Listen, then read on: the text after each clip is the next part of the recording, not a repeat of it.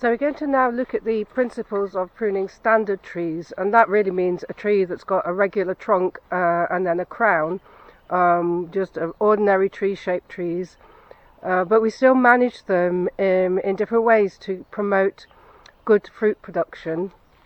And these are probably again about 8, 9, 10 years old.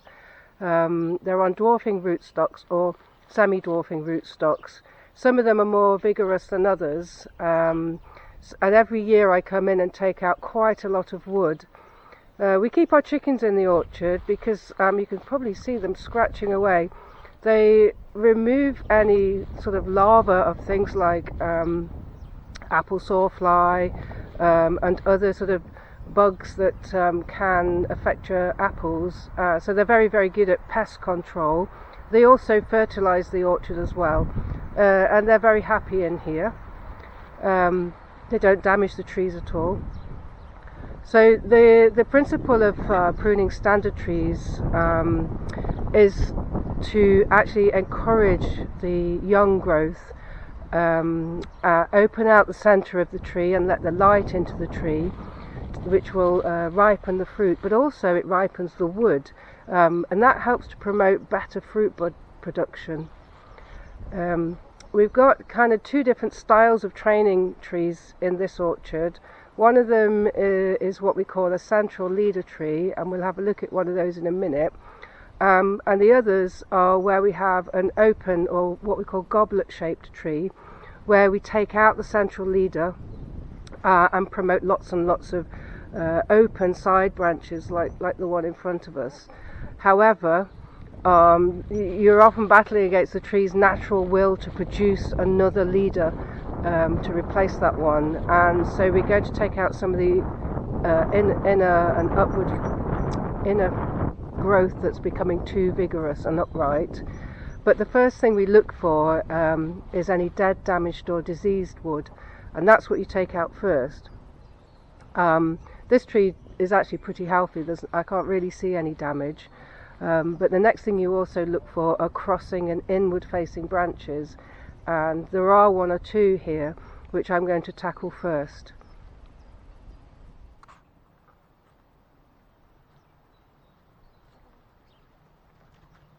So all these really strong upright growths, people sometimes call them water shoots, they need to come out because you can see how vigorous they are. They're taking the apical dominance, and what that means is they'll eventually become really thick, and they will take all the energy from the root system, and there'll be less energy going into the actual fruiting wood. So these all need to come out as close to the main branch as you can get.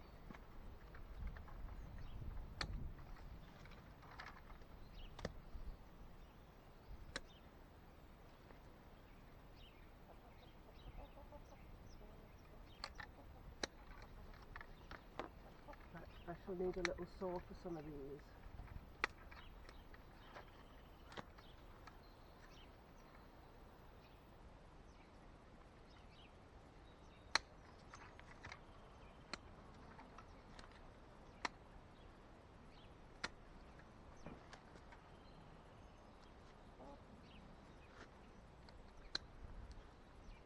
That was growing inwards, that could come out.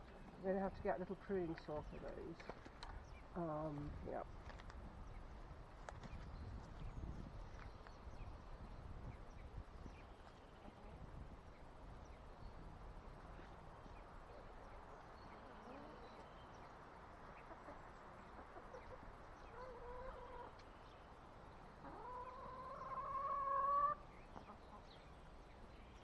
Hello, girlies.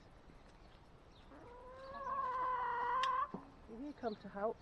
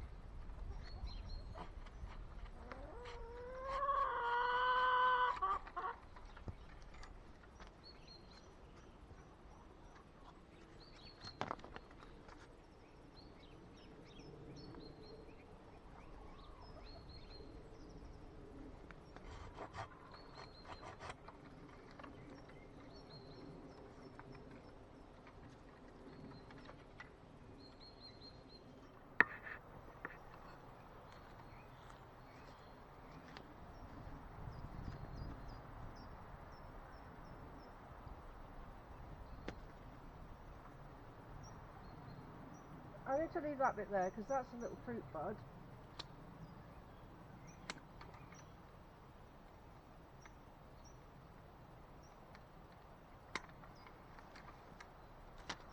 This needs to come out right at the base.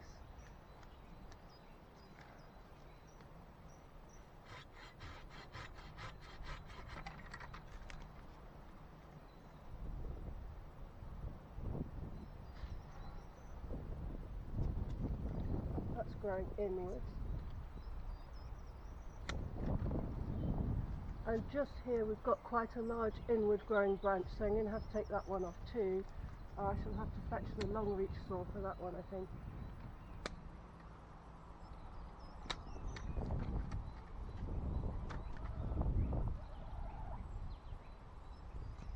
Maybe I can reach it.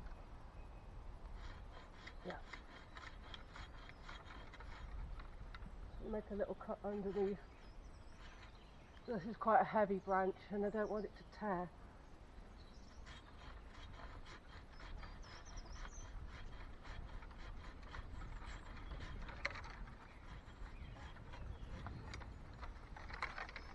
Okay.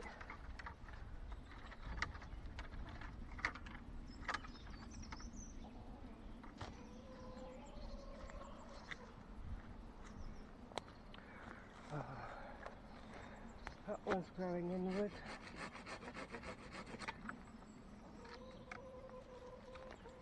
That one is too.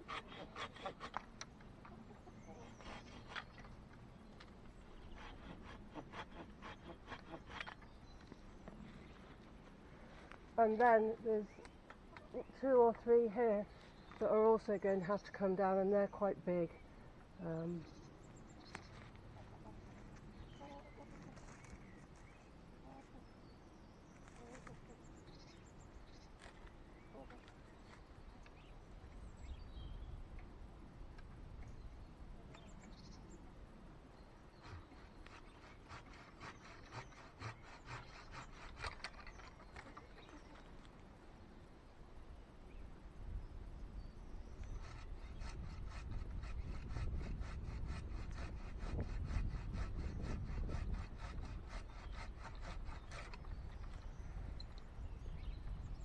Tricky.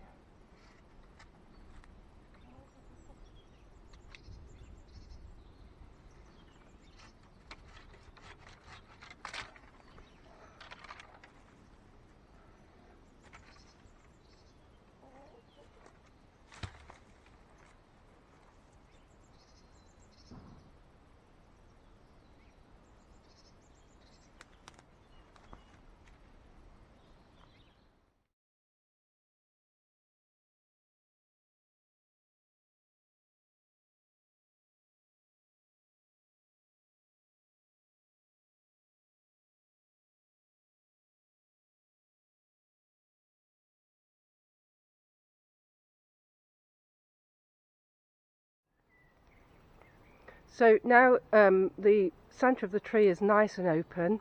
The sunlight's getting onto those branches. I mean, I know the sun's just come out, but you can almost see already the difference in terms of light getting into the heart of the tree. And I don't think we need to do too much more to this tree. Most of the branches are nicely positioned. There's a funny old one there, but it's going in the right direction.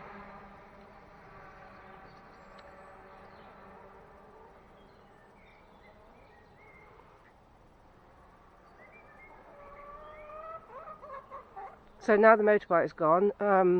Yeah, there's a funny old branch there. It's gone off at a funny angle, but it's balancing out the tree and giving some fruiting wood in that direction. So I think I'm quite happy with that tree. It was fairly straightforward. I think for a lot of people, the temptation is just to give it an overall haircut, and in actual fact, what you're doing is promoting all that inward facing growth by taking or lopping the ends of the branches off. So here's a picture of a healthy young branch. That should be avoided at all costs. Towards the left of the picture you can see the 1-year-old growth, which is still quite thin. That's going to extend this coming year. And as you move towards the right of the picture, you'll see the branch thickening and the development of laterals and fruit buds. And it's this growth that's really important to keep because it will produce the healthiest fruits. In this picture you can see what happens when you take the ends off the branches and basically give the tree a haircut. It'll still develop lateral branches, but they'll be down inside the tree, causing lots of crossing branches and congestion, and there'll be no light and air getting into the centre of the tree, and therefore fruiting will be poor and possibly more diseased.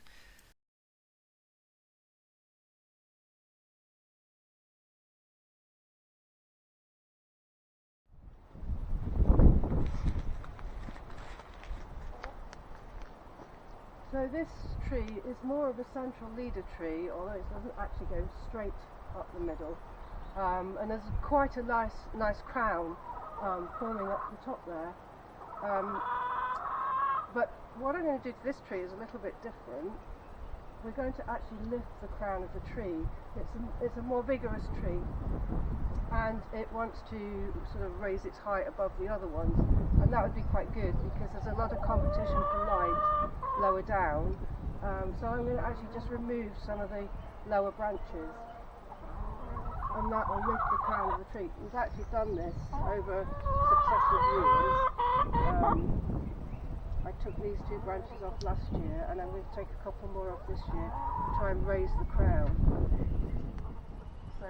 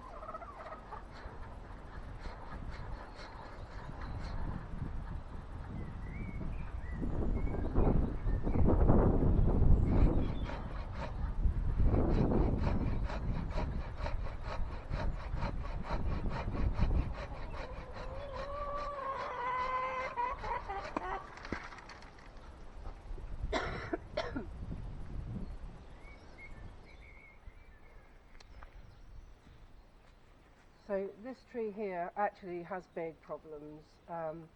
It's a cooking apple called Barren Ward, and it produces really big fat cooking apples.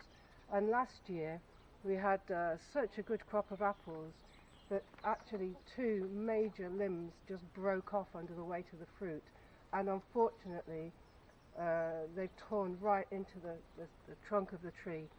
And because they were both on this side of the tree, now all the weight is on the other side, and it's pulled the trunk over as well. I don't think this tree will last too much longer, or at least it's going to decline in health. It's never going to really improve, not with these massive wounds on the trunk. What I'm going to do for now is take off this other limb that actually is partly broken from the weight of the fruit last year. I'm going to cut that off cleanly, and then I'm going to take off all these water shoots that have grown because it's lost so much wood on this side of the tree. These all grew kind of almost to replace it, but these are no good to us in the future really. I mean, that one might form a branch on this side. So I'm going to take most of them off as well, and I'm going to use these for grafting with, so that if we do lose this tree, I've got a young tree to replace it with in 2 or 3 years' time.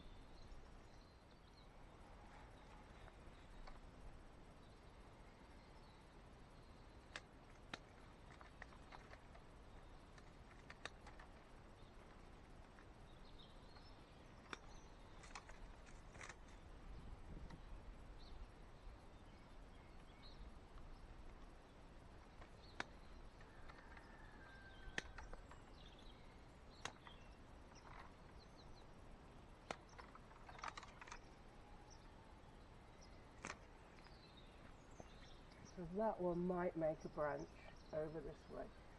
So we'll take the others off.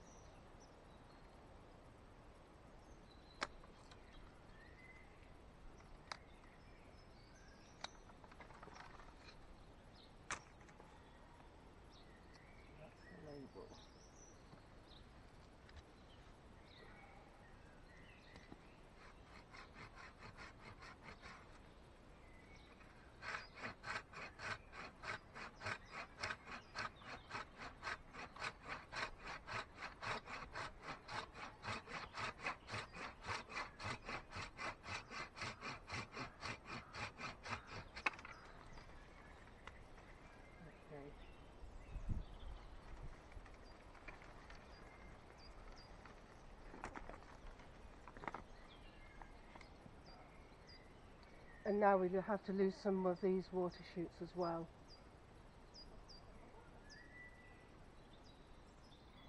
So now we can get to it. You can see the damage that those two big limbs made. It goes right into the main trunk. That's really not good news for this tree.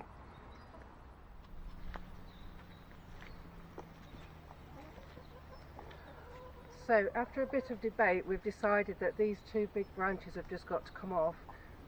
The weight of the fruit pulled them right into the trees behind, and there's just too many crossing and tangled branches.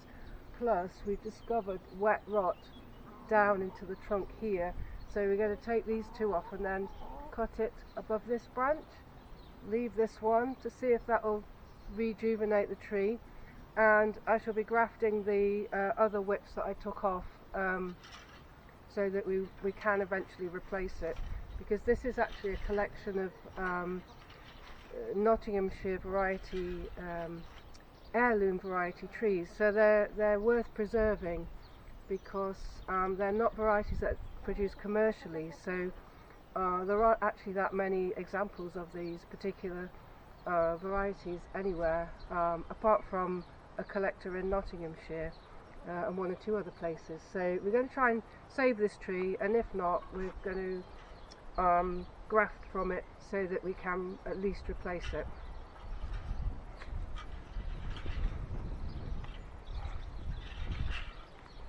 So I've got to start by taking some of the weight off these branches.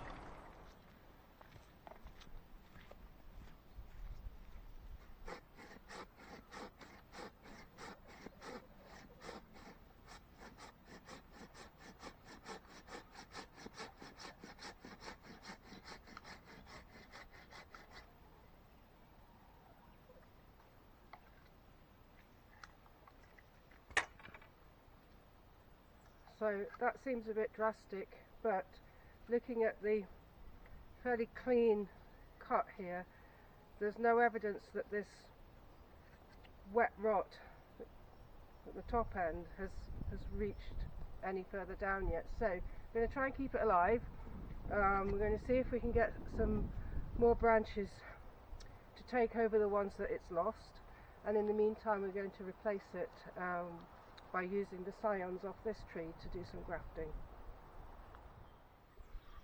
So here we've got a younger tree, and this branch here is going straight up the centre of the tree, where we've got these branches coming off here, which are giving it that goblet shape. This is wants to go basically, so we're going to remove this. It does seem drastic, but it's for the benefit of the tree. So we're just going to remove this. Well, this is more like what we would call formative pruning, isn't it? It's creating the shape that you want from a young tree, and if you don't do it right at the beginning, you're making bigger cuts on an older tree, aren't you? Yeah. Well, that's this bit. Get started there. This is a light enough branch for me not to have to do an undercut. I can just go straight through there with that.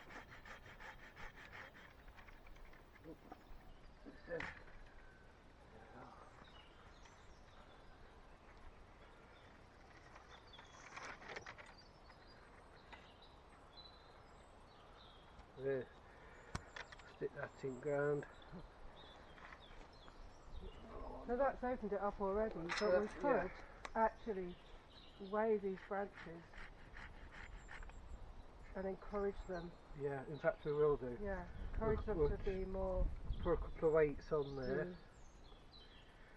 or a stake in the ground, tie them, with a hose pipe on, protect them from rubbing.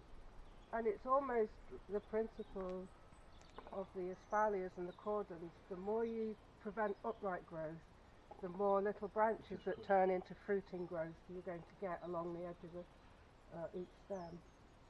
Right, let's look at this pyramid tree now. So and if you look at this from above, you'd get that wagon wheel effect, tapering up as a pyramid.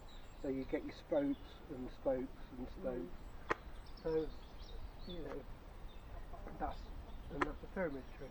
So shall we tackle the tall one first and then look at what else needs spinning? Yeah, well the thing about when you're taking a branch out of the tree, if you take the top stuff out and it falls down, it does a lot of pruning and damage on the way down. So you then have to tidy that up. So if you prune this now and you take that out, you're then going to do the job twice. So are you going to do that one?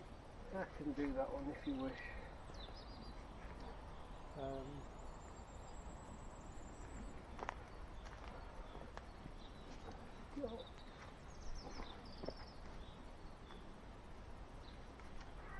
Take the weight off first, up here. We're going to cut it down to here, aren't we? Yeah. Checking with the boss. Right. Be careful that hook on the blade doesn't catch the other branch.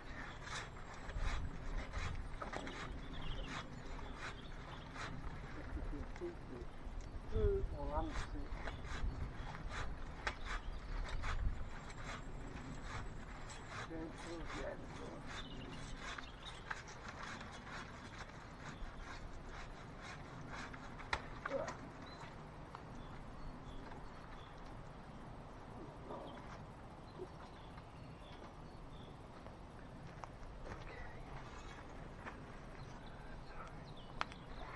and this is where you put your damage.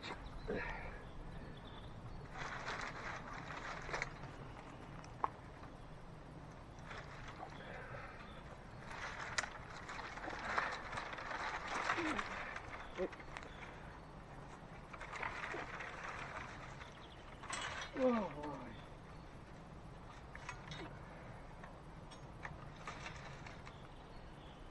Okay.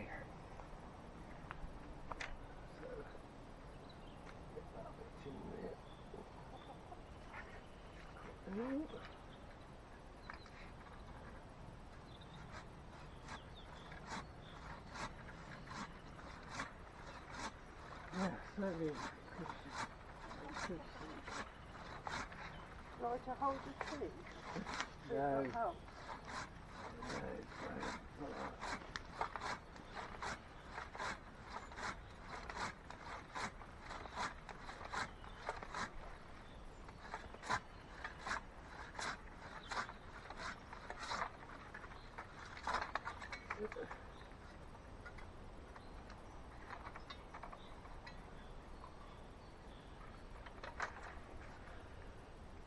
Come on, you pesky little thing.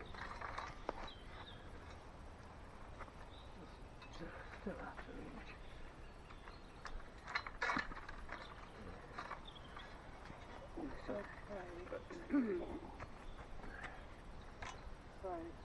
Okay. Now the smaller bits.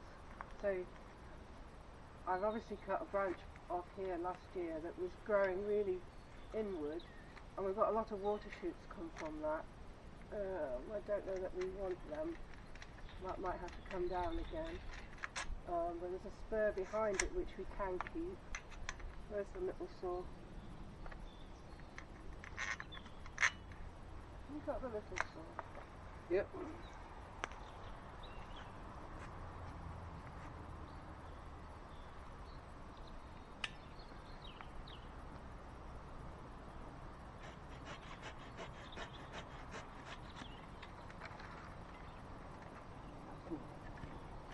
No, the branch is Oh. over. Just move along. So what I'm looking at now is this one here. Well, we've got some some new growth here on these Yeah. come back through. So that's just we should perhaps do these ones up here. Look at this. Possibly. It's going right, So right into the tree, and like with a bend. So what are you doing, Minwee? You're not helping chewing the fruiting buds. come on down, you. We need to prune that branch. It's got crossing bits.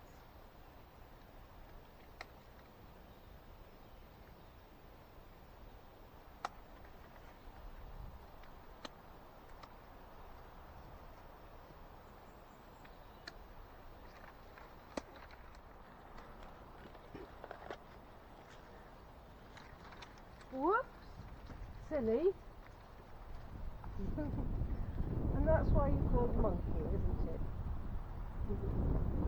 So, once we've done all the major work, done the crown lifting, taken out dead, damaged and diseased branches, and that sort of thing, we're looking at making sure there's space and light between all the fruiting buds. The fruiting buds on this tree are really almost ready to burst, but we've still got some congestion.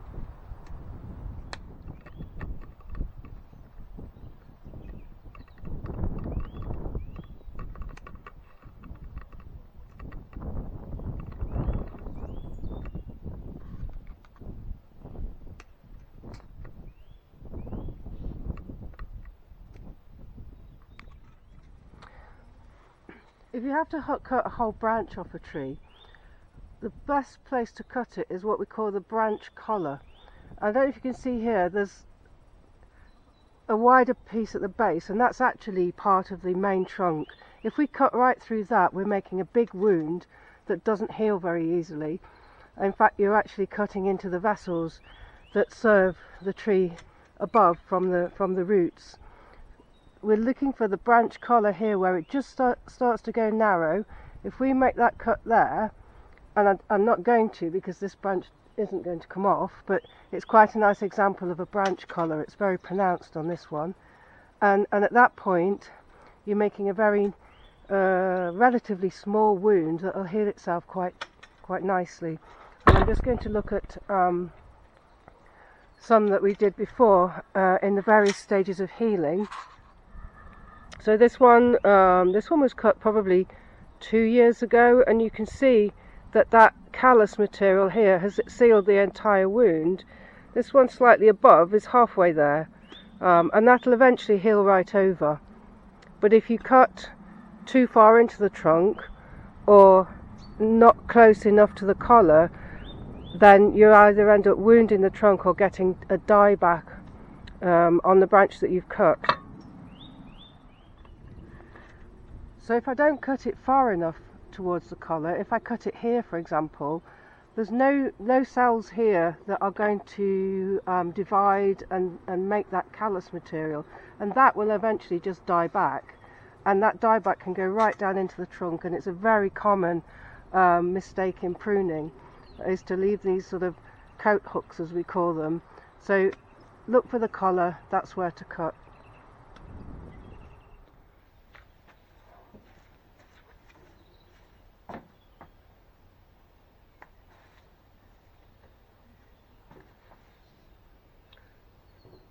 So I've just potted up some dwarfing rootstocks and I'm going to do all my grafting, but first thing I'm going to do is graft the barren ward tree that we had to cut quite severely, and make sure that we've got one to replace it with.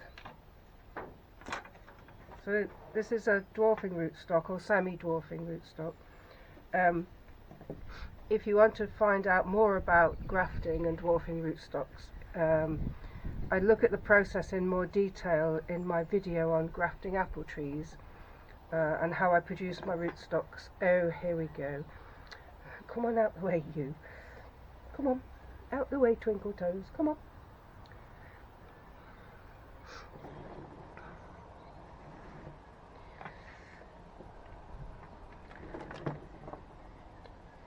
Come on, out the way. She thinks she's on work experience. She wants to help with everything. So I'm looking for a good bud. There's a nice one there, about the right thickness stem. I'm going to make us. Come on out the way. I can't do grafting with you there. Come on, out the way. No, I've got a sharp knife. Come on. Come on out of the pots.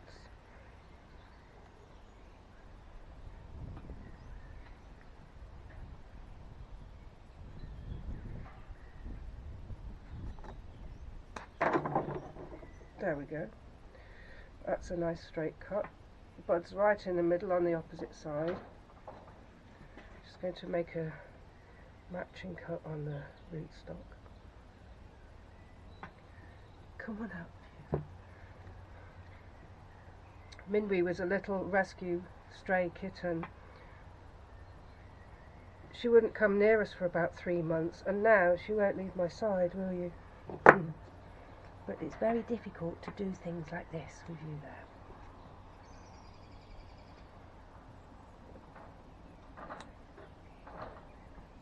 No. Come on, monkey. Out the way. No, no, no, no, no. It's a sharp knife. Come on, out the way. Come on.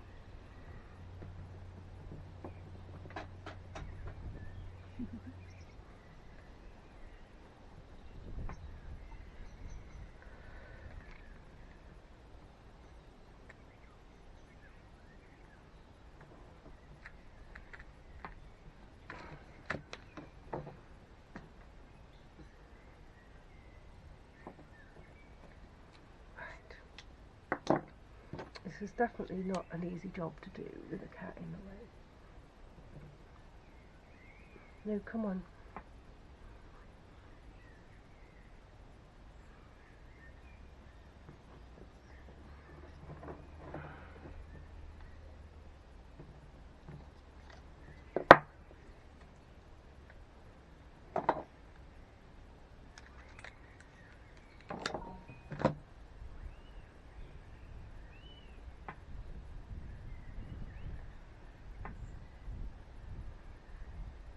Yes, you're lovely. Don't cry like that.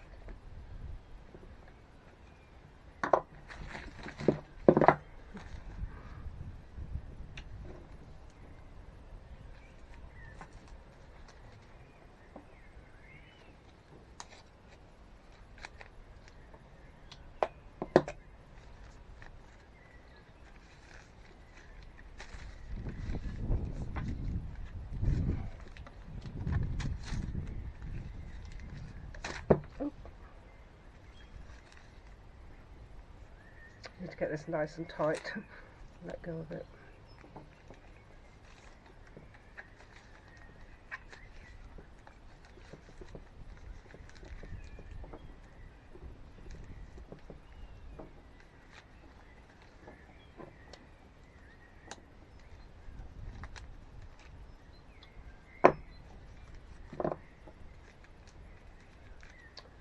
Okay, better label that.